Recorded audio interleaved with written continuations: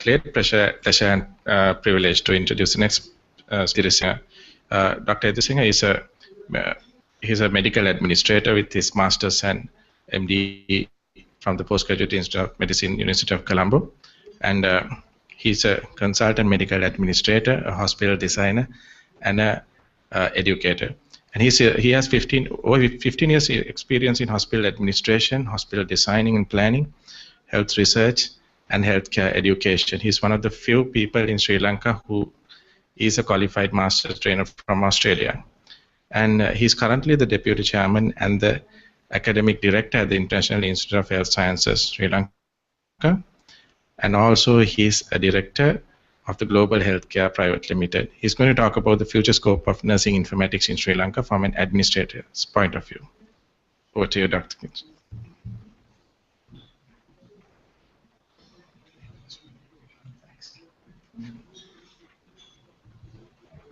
Good morning to all of you all.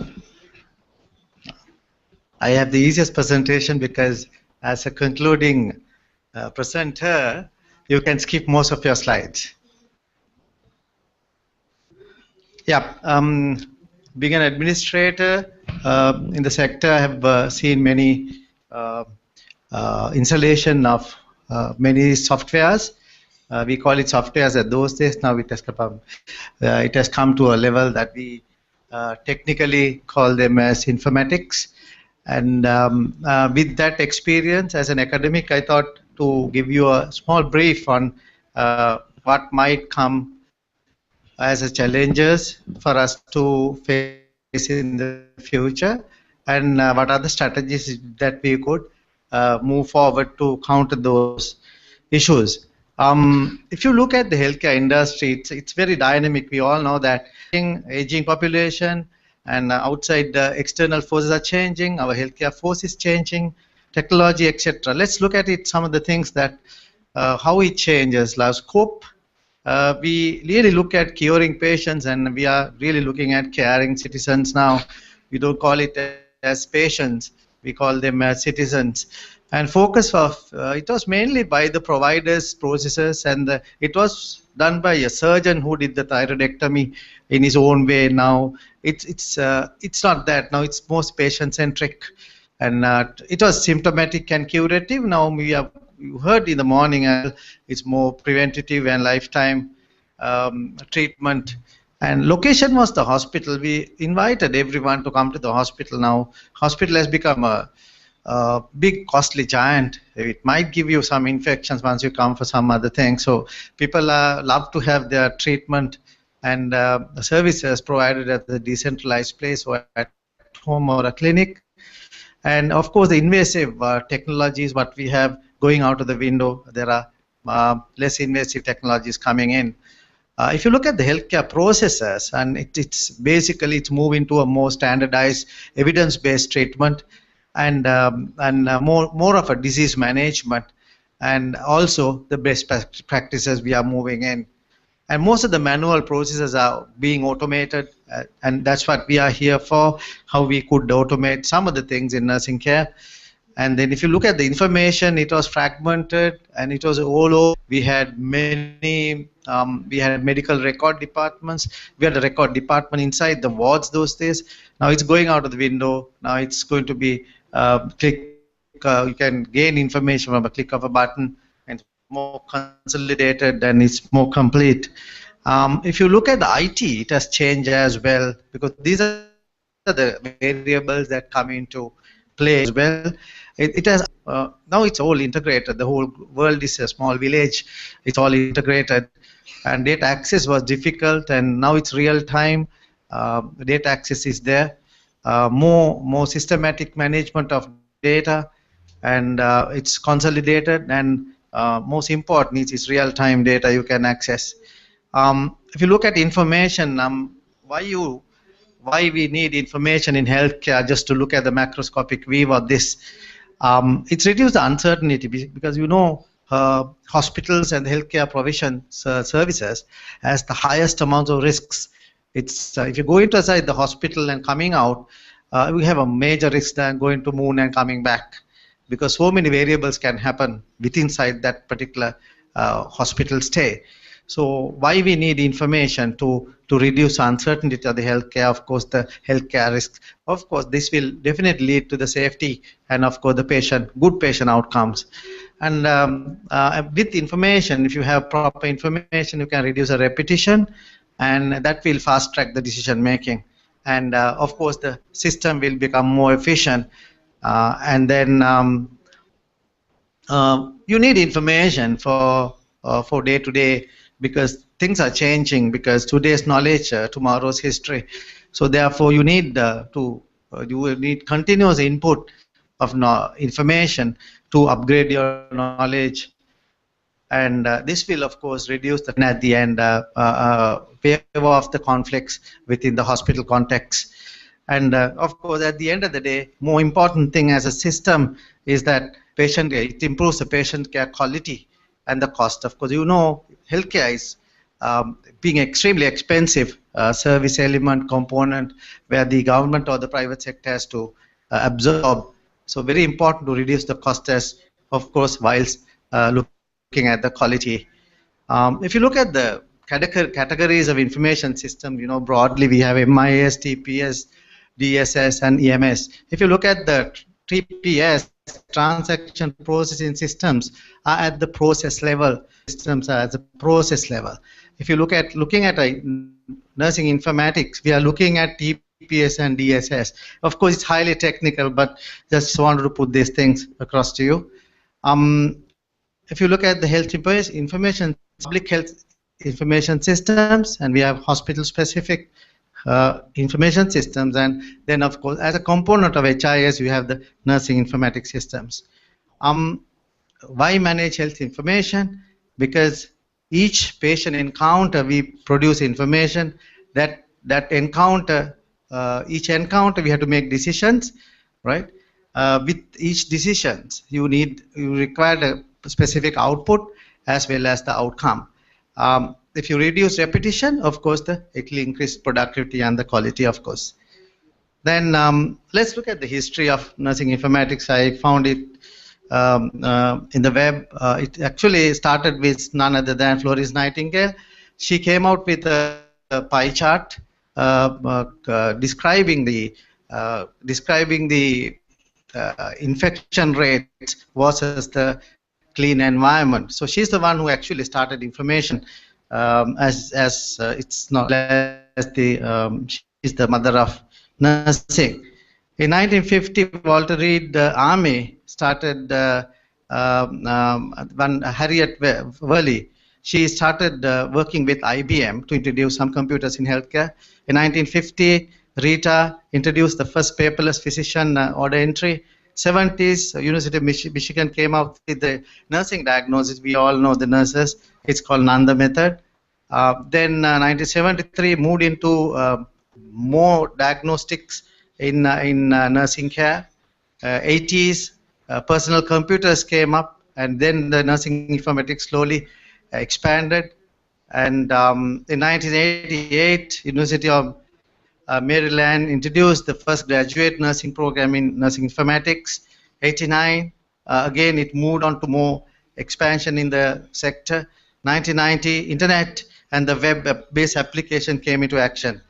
1995, nursing informatics was established as an area of specialty to practice, and of course 2004, President George Bush of USA looked at nationwide electronic medical records. So from there onwards, it has become it's on a very fast track, and it has evolved into a very high-end component of day-to-day practice. At a hospital, what we do is, of course, the quality and cost effectiveness is the important objectives of giving care. And what we do in the hospital, we do loads of interventions. And of course, interventions, we can't do interventions without assessment. You have to assess the patient and do your activities. So for assessment, you need information. So, and then once you do the activities, you produce information. So, I mean, hospitals are one of the institutions that creates loads of information. So it's empirical that we look into this and manage information properly. And if you look at the subjective information, there's objective information we produce, there are operational information that we produce, and social information that come into action, because it's a part, health is a part of integrated system of society as well, and medical community, and there are assessment reports, planning reports, diagnostic action, therapeutic action, care action by the nurses. All these will get together and produce enormous amount of information inside the hospital. These are some of the areas, I'm not going to go into details, where nurses will get involved day-to-day processes, healthcare monitoring, clinical decision making, the tasks that you have to conduct, and scheduling processes, work listing, and form generators for individual activities, and workflow monitoring processes. All these will create information, and as well as we have to manage those information. If you look at a country like Sri Lanka, and we have the free health in the public sector, and public sector has been managing, now currently we manage 50 million OPD patients a year, and 5 million inward patients per year of a 21 million population country. It's a huge amount of load that comes into the system, but still we manage it manually.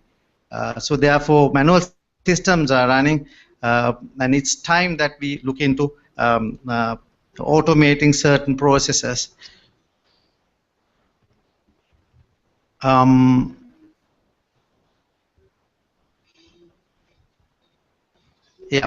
Role of nursing and nursing informatics. If you look at role of nursing, nurse would be the front end of care, and out of all the health professionals involved, nurse will be right beside the patient 24/7. So she or he is the one who will produce more information than any other healthcare professionals. So they'll have to plan care, they have to monitor, and then of course evaluate the patient care outcomes and outputs. It's done at the nurses level. So when you look at putting up a healthcare information system, it's mandatory that you look at the nursing care processes, because nurse is the one who would ultimately at the grassroots level of care. So nursing informatics, of course, obviously a choice that you would really look at before you come into invest in healthcare information systems. Of course, this was mentioned before, that is a specialty that integrates in 3 main disciplines. And it covers the clinical practice, administration, education, and research. What are their roles as a nursing informaticists? What they do is they would standardize the documentation of the of hospitals that are used, and of course they manage information. They look at the processes, and they would look at the bottlenecks of the process or the red tapes. Then they would advise on the process re-engineering, automation of certain areas of clinical in all clinical departments.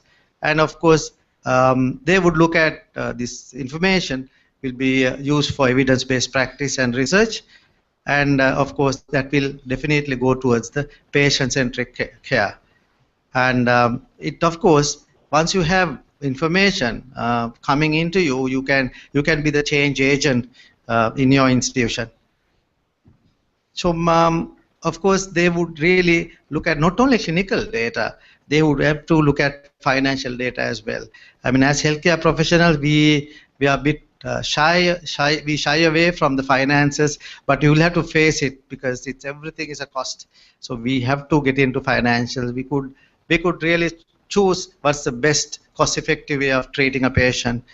Of course, parallelly, they would look at facilitating the resource access and utilization, our equipment, our staff. All that is important. And also, from the patient point of view, they will enhance the continuity of care. Handing over, taking over, all these are manually done. Of course, this could be automated up to some extent. Then, of course, it improves the relationship between the staff and patients, because there's a continuity of communication between the staff and, of course, the patient. And of course, as I mentioned before, it will improve the quality and cost saving. And most importantly, healthcare is delivered by a team of professionals. Unfortunately, these professionals are trained in different disciplines.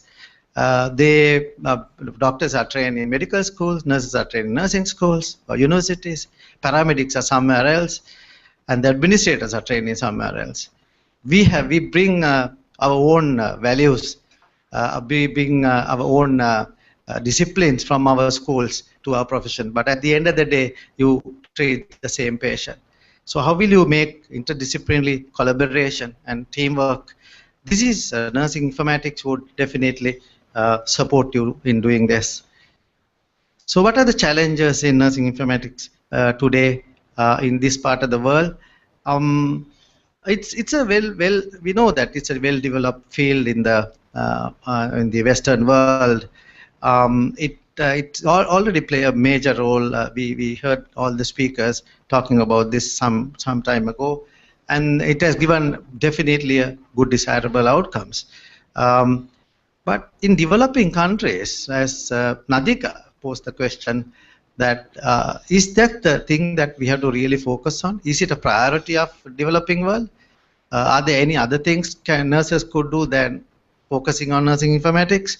Of course, that will be answered during the discussion in a while. And those are the challenges, those are the arguments that we will have in days to come. One of the issues that we have seen in lack of training. If you look at being a medical administrator, project manager in many hospital projects, I've seen the hospital funders or the owners would love to put into this fancy HIS system into the system. I've hardly seen in Sri Lanka even 20% of those are used, especially at the grassroots level. At the nurses level, of course, that I have seen. So simply because it's lack of training and focus, and also the clinical environment should give the priority for this sort of automation that is not available in this part of the world. And skills and knowledge, I spoke to you, and of course the IT literacy in nurses. That is also one of the key challenges that we have to really look into. Of course, giving more IT-oriented modules into their curriculum is mandatory at this context. So what are we really have to look into organizing a proper strategy in moving forward. Simply, you heard yesterday at the inauguration, the Director General of Health Services, Dr. Palitha Mahipala, he had loads of objectives in his mind, and he has a vision to make more e-health into the system. So therefore, our nurses will have to be equipped. That is the largest force in Sri Lanka as well. We have 30,000 nurses in the public sector. So they will have to really geared to do this. So strategy, few things that from the point of view of the administrator, understanding the key nursing care process is very important. That's where all the data, all the informations are produced. Aligning with these processes, you could really look at organizing the hospital patient care systems. From that also, you can prioritize key result areas. Key result areas are the ones in a process which gives the highest amount of risk and highest amount of change. For example, registration of a patient, though it's at an administrative level, that could change the patient outcome at the end. If you take the Siripalas, two Siripalas coming into the same ward with A Siripala and G Siripala, one has a hernia, other one would have an appendicectomy to be done, appendicitis. So they could change, because at the registration point of view, if you make a change, if you mix the two, then outcome will change. So therefore, it's very important to identify administrative as well as clinical key result areas, and then measure and validate the areas that you spend more time wasters, and of course the quality wasters. because sometimes you don't get you have long waiting time. There's a stagnation in that process, as well as when you look at the outcome, those are not coming up in certain areas. So you identify those areas from the clinical point of view. Then organize a new system, properly a good process to eliminate those bottlenecks and red tapes. Then, of course, you can automate the repetitive and clerical work done by the nurses. If you look at the public sector, even in the private sector, I think 30 to 40% of their time are spent on basic clerical work. And there are loads of accountability issues that we have in the government sector as well as the private sector. They are accountable for a certain amount of drugs. So I've seen, if you go to a ward, you would see they're counting drugs, whilst their clinical nursing care is more important than counting drugs, tablets, and entering them in books and books and books. So those things could be automated as the time goes on. Of course, once you reduce the repetition, you give them more time, they reduce the burnout of nurses. Now, currently they do to average at least 2 shifts is not a new thing, because sometimes they do 3 shifts and extreme 72 hours in a place and standing, and it's not easy. So these are the things that to improve the quality of life of nurses, definitely nursing informatics and the process changes would attribute to that as well. And most importantly, you should give the leadership to the nursing care processes. Typically, these softwares, information systems are brought over by the administrators or the clinicians. They bulldoze the whole system with their system, and they just implant it, and they call it computerization of the system, that's the word that most of the administrators would use.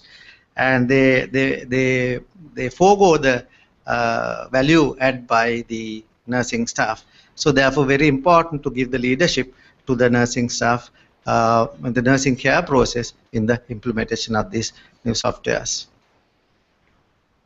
So those are the things that I have to, the few things that with my experience and the knowledge that I gathered over the years to put forward to you. We'll take up the questions in a while. So let me take this opportunity to thank Healthcare Information Systems, Society of Sri Lanka for inviting us to giving this opportunity to come and participate in this particular forum, and of course Professor Vajra Dithanayake, the chairman, and of course Dr. Nishan Silva, the organizer of this particular forum. Thank you very much. It's nice to share our views, of course, gathering the international knowledge. We thank all the international participants and as well as the local presenters. Thank you. Thank you very much, Dr. Kechire, for that informative speak. And